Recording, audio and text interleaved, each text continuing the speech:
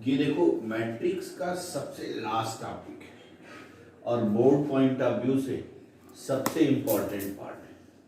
Solution of linear equation by matrix method, या इसी को हम कहते हैं मार्टिन रूल। मार्टिन रूल या मार्टिन लॉ बहुत ही इंपॉर्टेंट है। बोर्ड में इससे एक क्वेश्चन श्योर आना है 6 मार्क्स का। Solution of linear equation by matrix method. ये देखिए कि 3 वेरिएबल का जनरली बोर्ड में आता है a1x plus b1y plus c1z equal to d, a2x plus b2y plus c2z equal to d2, a3x plus b3y plus c3z is equal to d3। ये 3 variable का linear equation d1 d2 d3 अगर non zero हो, कोई भी एक non zero या सभी non zero हो, तो इसको non linear equation non homogeneous equation. अगर d1 d2 d3 जीरो हो तो उसको क्या कहेंगे? Homogeneous equation. ध्यान रखना ये क्वेश्चन बोर्ड में रहता ही है 6 मार्क्स का। तो इसको मैट्रिक्स मेथड से हमें एक्स वाई जेड की वैल्यू निकालनी। तो इसको हम कैसे निकालते हैं कि एक्स वाई जेड का जो कोफिशिएंट है इसको मैट्रिक्स में लिखेंगे। मतलब a1 b1 c1 ये a2 b2 c2 a3 b3 c3 ये लिखिए। और दूसरे मैट्रिक्स में एक्स वाई जेड लिखते हैं, एक्स वाई जेड। और ये क्या हो गया? d1 d2 d3। ये पहला काम, इसके x y z element coefficient को इस मैट्रिक्स में लिखेंगे, एक्स वाई जेड दूसरे मैट्रिक्स में, फिर d1 d2। दैट इज क्या हो गया? जैसे हम कर रहे हैं वैसे ही तुम इसमें करोगे बोर्ड में। That is ax is equal to b, where a is equal to this, x is equal to ये और b इक्वल टू दिस। अब देखना हमें x y z की वैल्यू निकालनी, तो यानी x इज इक्वल टू क्या हो जाएगा? a inverse of b। अब तुम्हें पता है कि a इनवर्स हमने कैसे निकाला। a इनवर्स ऑफ b, भाई ax is equal to b, तो x is equal to a divide हो जाएगा तो ऊपर जाएगा तो क्या हो गया? a inverse. a इनवर्स का मतलब इनवर्स ऑफ मैट्रिक्स। अब इसके 3 इनवर्स के लिए तुम्हें क्या निकालना पड़ता है? पहले कोफैक्टर निकालोगे, कोफैक्टर का ट्रांसपोज करोगे तो एडजॉइंट ऑफ a हो जाएगा, और adjoint of a upon determinant of a inverse है। अब डिटर्मिनेंट ऑफ a की 3 केसेस होंगे, वो 3 केसेस तुम ध्यान रखो, ठीक है? a इनवर्स के लिए सबसे पहला काम आप क्या करते हो? केस फर्स्ट, पहले आप क्या करोगे? डिटर्मिनेंट a निकालोगे। मान लो आपने डिटर्मिनेंट a निकाला और इक्वल टू 0 आ गया, तो इसको लिखेंगे, sorry, then not equal, then the system is consistent. Note करते रहना, consistent and unique solution.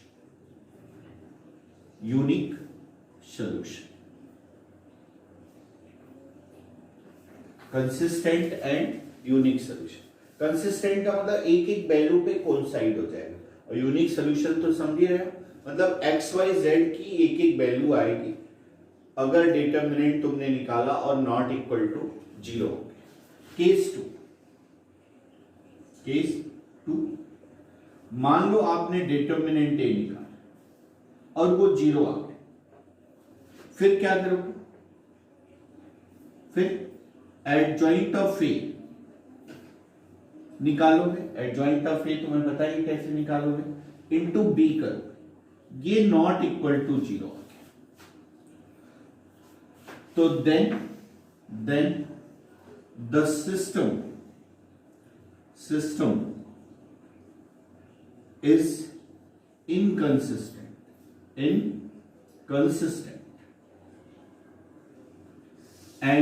no solution, मतलब एक्स वाई जेड की कोई भी वैल्यू पास नहीं, पॉसिबल नहीं होगी। पहले आपने क्या निकाला, डिटर्मिनेंट ए निकाला, अगर इक्वल टू 0 आ गया तो एडजॉइंट ऑफ ए और को निकाल के बी के साथ मल्टीप्लाई करें। बी आप समझ रहे हो क्या है, राइट हैंड साइड का, तो बी को मल्टीप्लाई करेंगे, अगर वो नॉट इक्वल टू 0 आएगा तो then the system is consistent and no solution, मतलब एक्स वाई जेड की कोई वैल्यू। अब मान लो केस जनरली यही केस बोर्ड में आता है, पहला वाला केस, इफ आपने डिटर्मिनेंट ए निकाला और ये 0 आ गया, फिर उसके बाद क्या करोगे, adjoint of A into B निकाला, वो 0 आ गया, तो then the system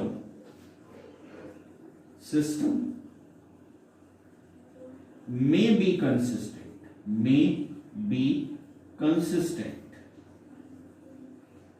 and infinite solution, मतलब एक्स वाई जेड जो होगा वो कंसिस्टेंट होगा और उसके क्या होंगे, इनफाइनाइट सॉल्यूशन। ये केस हम डिस्कस करेंगे कैसे निकालेंगे। मान लो ये केस आपने आ गया, तो आप क्या करोगे, वो जो 3 वेरिएबल का इक्वेशन उसमें जेड को के मान लोगे और उसको राइट हैंड साइड शिफ्ट कर दोगे, तो क्या हो जाएगा, 2 वेरिएबल का हो जाएगा। अब 2 वेरिएबल में सेम वही प्रोसेस, 2 वेरिएबल के लिए कोई भी 2 इक्वेशन लिख लो और फिर ax is equal to B के फॉर्म में बनेगा, फिर उसका डिटर्मिनेंट निकालो, अगर नॉट इक्वल टू 0 आ गया तो फिर एक्स वाई जेड की जो वैल्यू आएगी इनफाइनाइट, मे बी कंसिस्टेंट, मतलब कंसिस्टेंट होगा तब इनफाइनाइट सॉल्यूशन, अगर इनकंसिस्टेंट हो गया तो नो सॉल्यूशन, राइट है। ये केस बोर्ड में नहीं है, मेनली यही केस, कभी कभी ये चेक करने को आ जाता है कंसिस्टेंसी और इनकंसिस्टेंट, तो इसको हम ऐसे।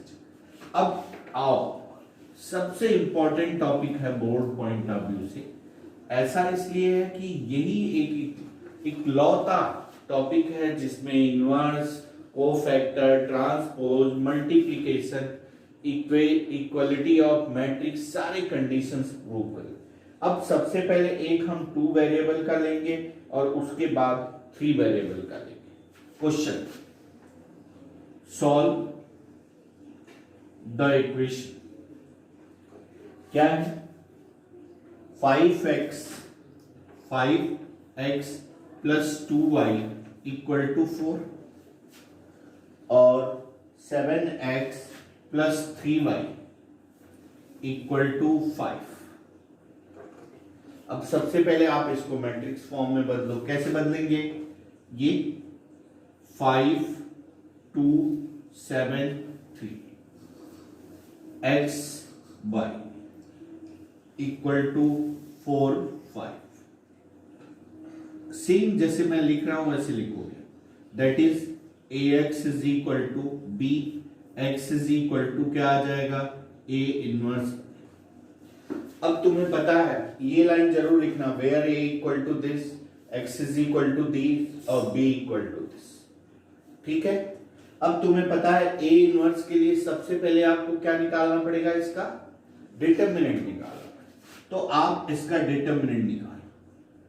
5 3 जा 40 ऑफ 7 2 जा, अरे 5 3 15, 7 2 जा 14, तो 15 में से 14 गया तो क्या हो गया, 1 नॉट इक्वल टू, देन ऐसे लिखोगे, then the system is consistent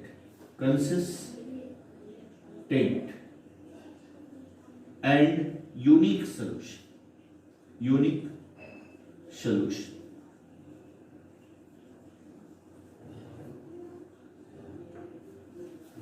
ठीक है। अब इसके लिए हमें क्या करना पड़ेगा, इसका एडजॉइंट निकालना पड़ेगा, और एडजॉइंट के लिए क्या निकालना पड़ेगा, कोफैक्टर, और कोफैक्टर का अपनी ट्रांसपोज करोगे तो वो क्या हो जाएगा, एडजॉइंट ऑफ ए। डिटर्मिनेंट ए की वैल्यू कितनी आ गई, 1। अब हम इसका एडजॉइंट निकालें, ये इतना स्पेस हमारे पास, adjoint of A, adjoint of A निकाल, सीधे मैं निकाल रहा हूं, ये कैंसिल, 3 -7 -2 5, ये सीधे हमने ट्रांसपोज। अब ए इनवर्स क्या होता है, A inverse adjoint of A upon क्या होता है भाई, डिटर्मिनेंट ऑफ ए। तो डिटर्मिनेंट ए की वैल्यू 1/1, और ये हो गया 3 -2 -7 5, या अब हमें इसके बाद क्या करना है, ये नोट कर लिए। अब इसके बाद क्या करना है तुम्हें,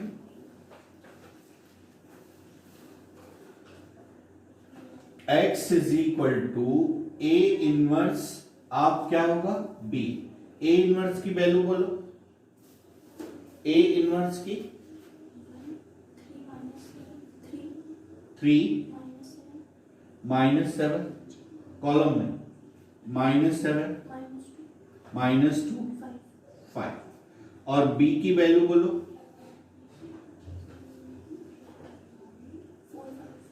4 5। अब देखो इसका मल्टीप्लाई करना है, तो मल्टीप्लाई कैसे होता है, रो का कॉलम में होता है, तो मल्टीप्लाई करने, तो ये देखो 3 4 जा 12 -10 और -28, और ये हो गया 25, राइट है। तो x मतलब xy, और ये कितना हो गया, 2 हो गया, और ये कितना हो गया, -3। तो x इज इक्वल टू 2 और y इक्वल टू कितना आ गया, -3। या ध्यान रखना, ये वैल्यू निकालने के बाद, क्योंकि 6 मार्क्स का क्वेश्चन है तो इसमें कोई भी हमें रिस्क नहीं लेना चाहिए, तो ये वैल्यू निकालने के बाद दोनों इक्वेशन में रखना चाहिए। अगर वो सेटिस्फाई कर रहा है तो आंसर होगा, अगर नहीं सेटिस्फाई कर रहा है तो फर्दर हमें चेक करना चाहिए, राइट है। अब एक हम 3 वेरिएबल का इक्वेशन निकालना, 3 वेरिएबल नोट कर लिए, 3 वेरिएबल का निकालें। अब देखो 3 वेरिएबल का निकाल रहे हैं, solve the equation, solve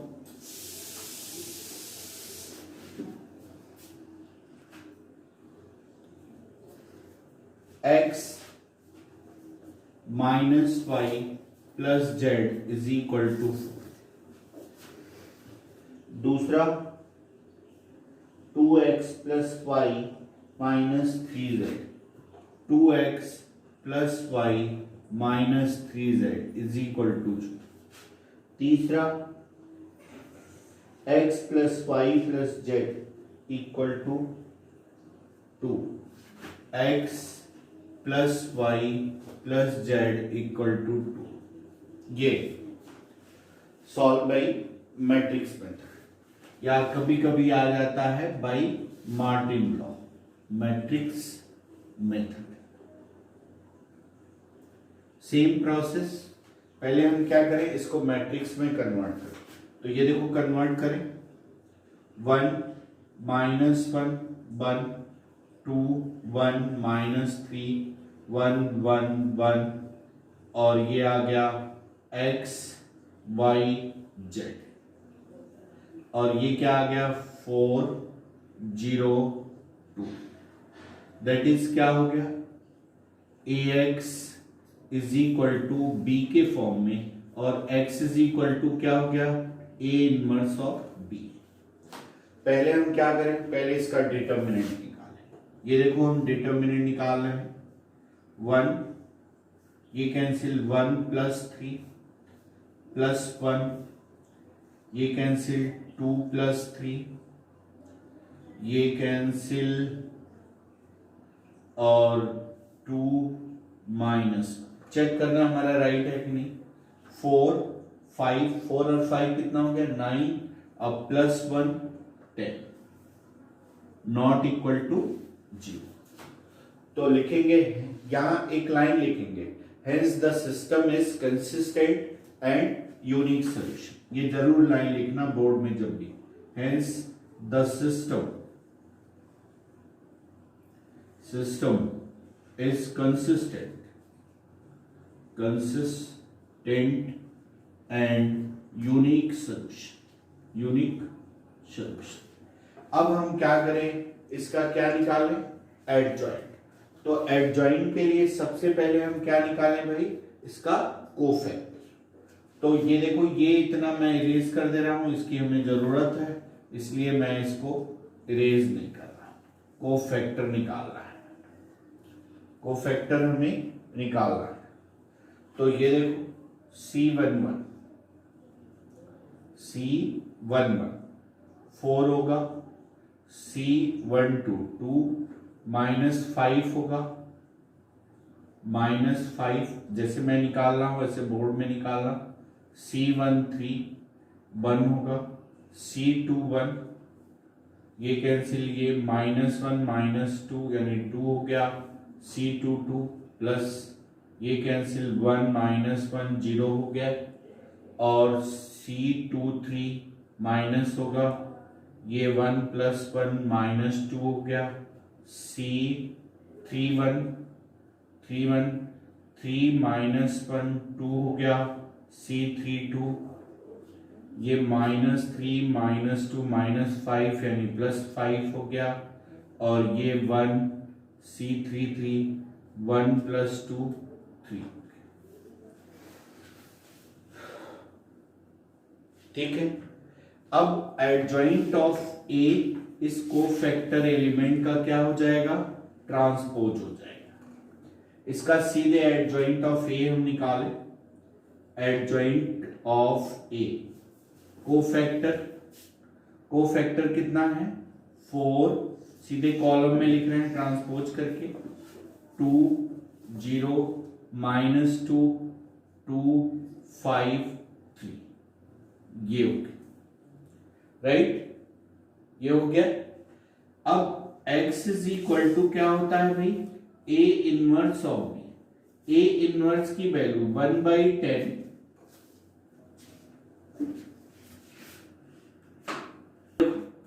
A inverse की वैल्यू सीधे हमने लिख लिया है, 4 2 2 -5 0 5 1 -2 3। B क्या है, B की वैल्यू बताओ,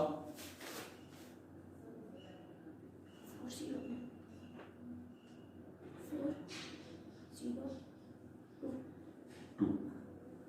अब देखो 1/10 इनका मल्टीप्लाई करें, रो का कॉलम में होगा, 4 4 जा 16 और 2 2 जा 4 20 हो गया, और ये देखो -20 और -20 और +10, तो -20 + 10 -10 हो गया, और ये हो गया 4 0 और 6 4 10 हो गया।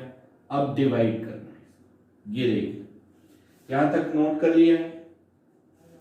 अब देख, ये ऊपर वाला इरेज कर दे, x = A इनवर्स B, तो x का मतलब क्या हो गया, x y z, और 10 से डिवाइड कर दो तो ये हो गया 2 -1 1। अब दो मैट्रिक्स इक्वल है तो इसका मतलब करेस्पॉन्डिंग मैट्रिक्स इक्वल, तो x = क्या आ गया 2, y = -1 और z = 1। अब ये ऑप्शंस तीनों इक्वेशन में चेक करना चाहिए, वो रफ काम है, और रफ काम है चेक करना चाहिए, अगर सेटिस्फाई करे तभी ये राइट आंसर। अब तुम एक्सरसाइज 4.6 करना। ओके।